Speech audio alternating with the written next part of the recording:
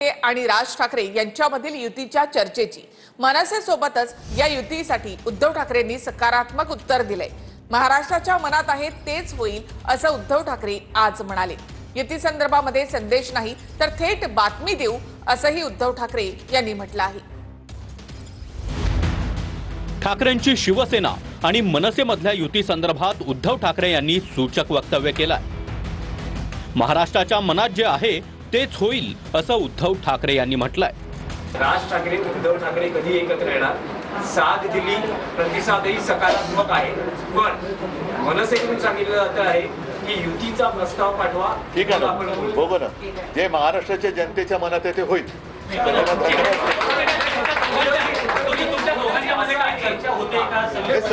मी तुम्हाला एका वाक्यात सांगितलेलं आहे, त्याच्याबद्दल बाकीचे जे काही बारकावे आहेत ते आम्ही बघतोय। उद्धवजी, एक संदेश असा तुम्ही देऊ शकता का जे म्हटलं जाते की या सगळ्या प्रकारात संदेश कशाला, मी बातमीच देईन ना तुम्हाला। कारण खाली कार्यकर्त्यांचं मनोमिलन होते, माझ्याकडे असं म्हणतायत की उद्धव ठाकरे आणि राज ठाकरे हे स्वतःच एकमेकांशी बोलतील आणि माझ्याकडे शिवसैनिकांच्या मनात कुठेही संभ्रम नाही आणि जे काही त्यांचे सुद्धा सैनिक एकमेकाच्या आमच्या संपर्कात आहेत त्यांच्याही मनात संभ्रम नाही। तर माझं म्हणणं की संदेश वगैरे देण्यापेक्षा आम्ही जी काय बातमी द्यायची ती बातमी देऊ। त्यांच्या वक्तव्यावर प्रतिक्रिया ही राज ठाकरे देतील, मी कशी प्रतिक्रिया देणार आहे, माझा काय संबंध येतो त्याच्यामध्ये। त्याच्यामुळे ते आपापसात ठरवतील, यांनी साथ द्यायचे, त्यांनी प्रतिसाद द्यायचा आहे की त्यांनी द्यायचा नाही आहे। आता तरी त्याच्यावर प्रतिक्रिया देण्यालायक काय आहे असं मला वाटत नाही। पण तुम्हाला तुमच्या राजकीय अनुभवातून काय दिसतं ते मी योग्य वेळी सांगतो। तुम्हाला माहिती आहे ना, मी माझा राजकीय अनुभव असा वारंवार सांगत नसतो, तो उचित वेळी मी सांगत असतो।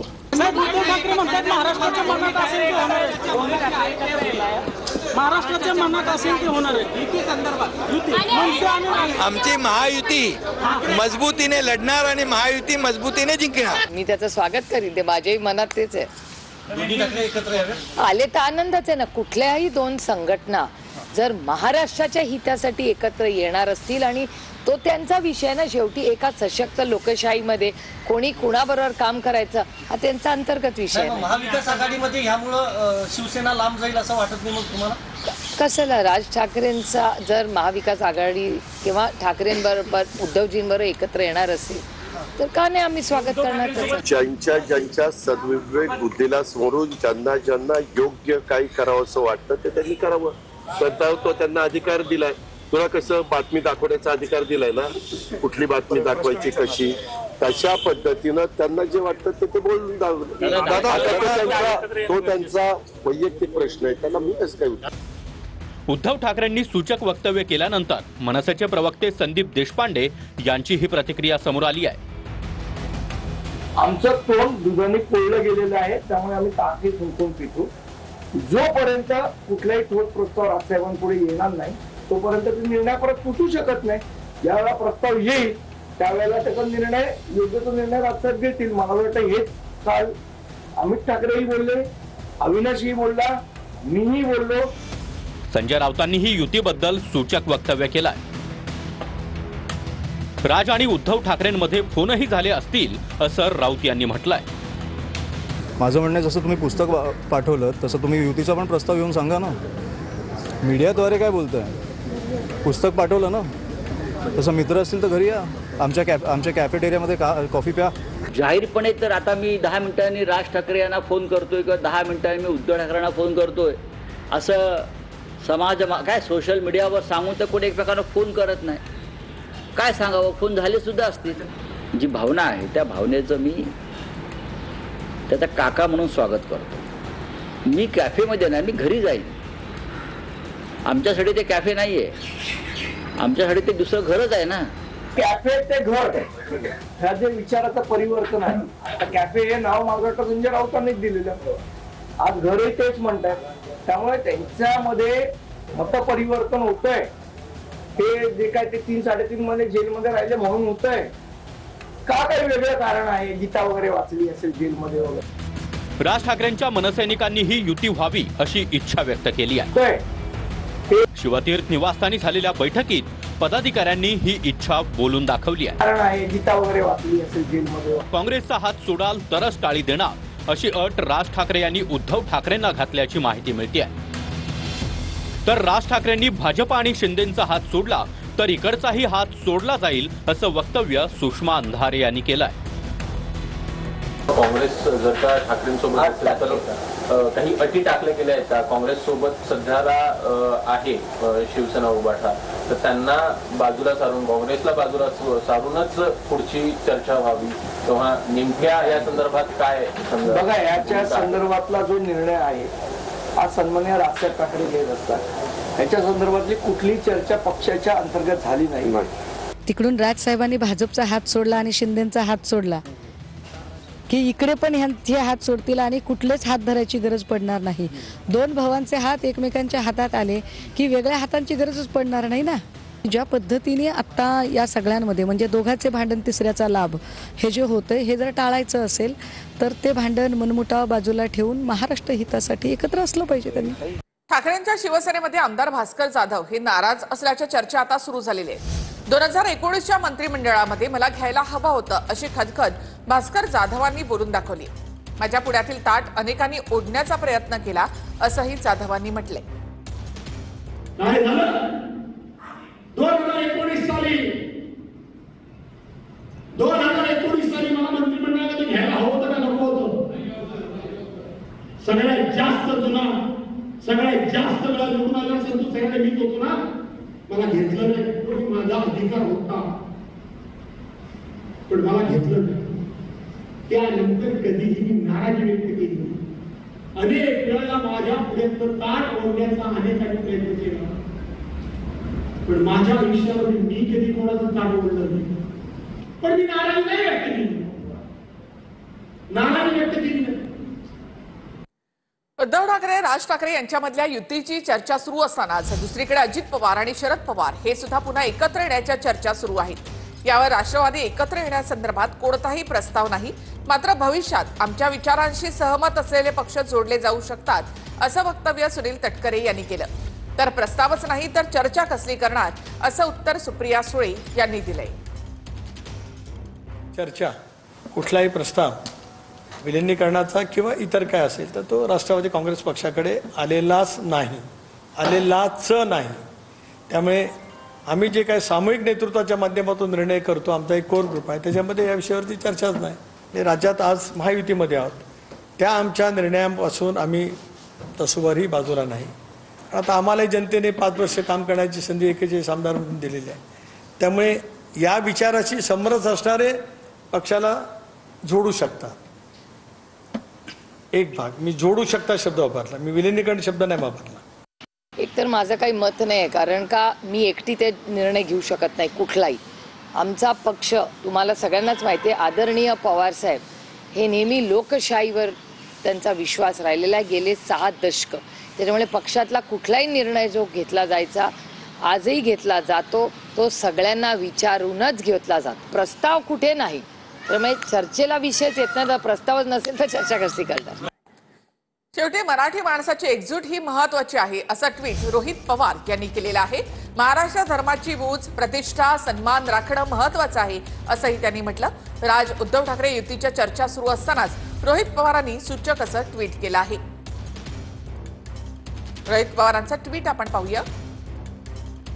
शेवटी मराठी माणसाची एकजूट आणि महाराष्ट्र धर्माची बूज, प्रतिष्ठा, सन्मान राखणं महत्वाचं आहे.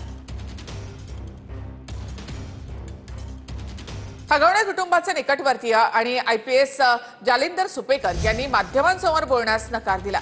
स्वतःवरील आरोपांवर माध्यमांसमोर बोलण्यास सुपेकर यांनी नकार दिला आहे. कैदी गायकवाडकडे 550 कोटी मागितल्याचा आरोप सुपेकर यांच्यावर करण्यात आलाय. सर तुम्ही काय सांगा? सर तुम्ही ऍटलीस्ट तुमची बाजू तर मांडा. सर काय सांगा? सर तुम्ही काय सांगा? सर तुम्ही ऍटलीस्ट तुमची बाजू तर मांडा. सर काय सांगा? सर तुम्ही काय सांगा? सर तुम्ही ऍटलीस्ट तुमची बाजू तर मांडा. सर जालिंदर सुपेकर यांनी कैद्याकडून 550 कोटींची मागणी केली असा आरोप अंजली दमानिया यांनी केला.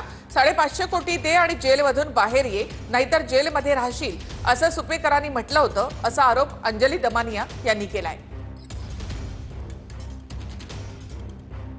ती बातमी अशी होती की 500 कोटी रुपये त्यांनी मागितले त्या कैद्याकडनं. तर मला पहिलं तर ती बातमी पटेना म्हणून मी त्यांच्याकडनं खात्री करून घेतली.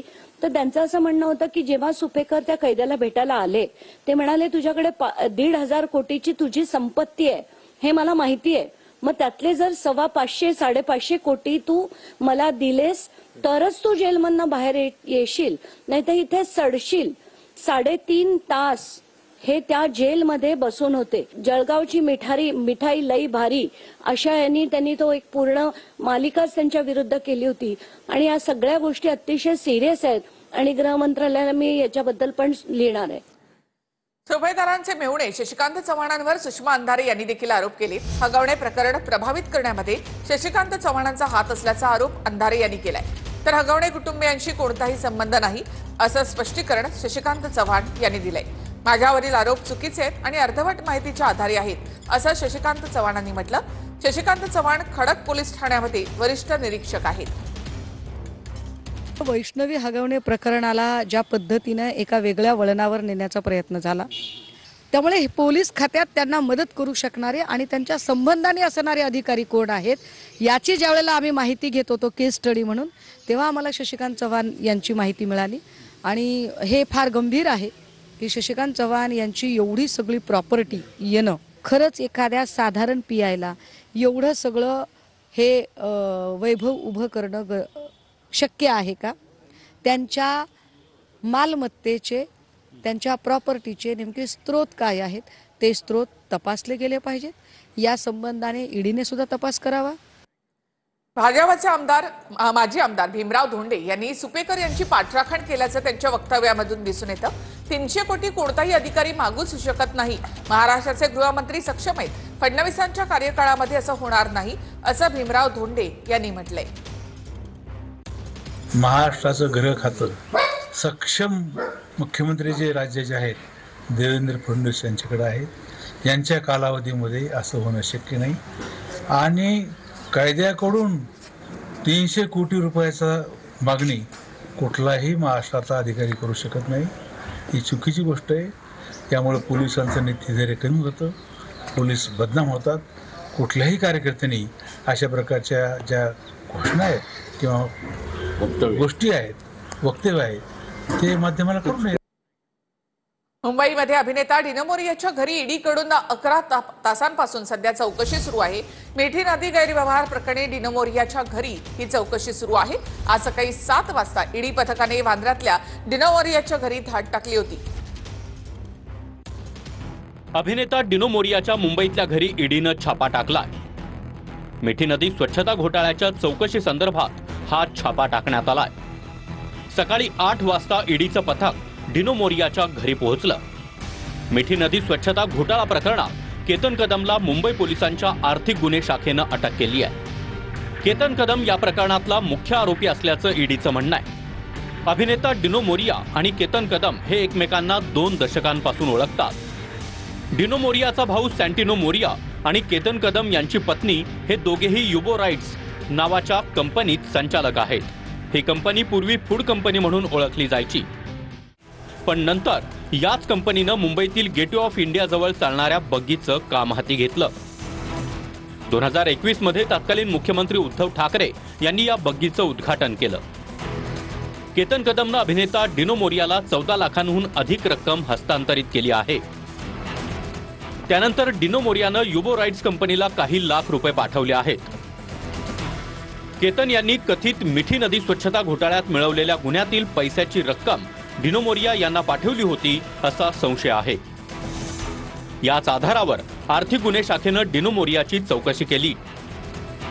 केतननं हे पैसे आपल्याला कर्ज म्हणून दिल्याचं डिनो मोरियाचं म्हणणं आहे. पण तपास यंत्रणा डिनो मोरियाच्या उत्तरांवर समाधानी नाही. याच प्रकरणात आता ईडीची ही एंट्री झाली आहे. आरोप होताना दिसले त्या आरोपात तथ्य 1 मिनिट त्या आरोपात तथ्य असेल तर आमच्या राज्याचं गृह विभाग आणि ते त्यांची जी ज्यांच्यावर जबाबदारी ते देवेंद्रजी फडणवीस साहेब योग्य ती कारवाई करतील. तुमचा वर्धापन कानून के हाथ बहुत लंबे होते हैं. आता ही तपासणी हे इन्व्हेस्टिगेशन दूरवर आता काही मोठ्या नेत्यांपर्यंत पोहोचतंय का याचीच उत्सुकता आहे. कारण हे छोटा कार्यकर्ता, छोटा अधिकारी करू शकत नाही. मग यामागे कोणाचा मोठा राजकीय वरदहस्त आहे हे तपासणीअंती आपल्यासमोर येईल.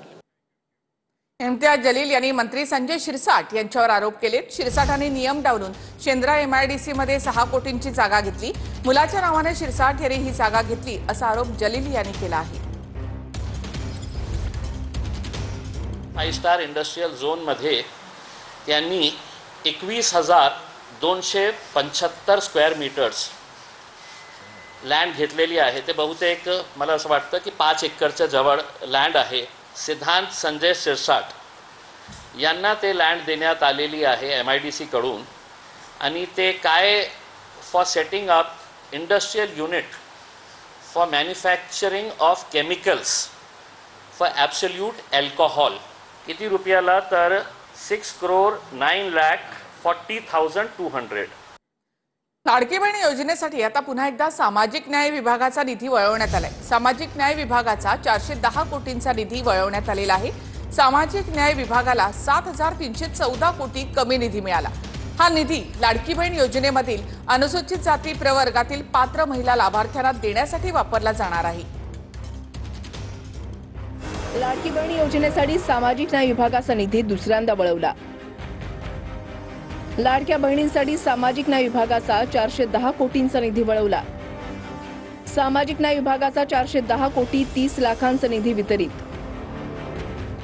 सामाजिक न्याय विभागाचा आतापर्यंत 810 कोटी 60 लाखांचा निधी वळवला.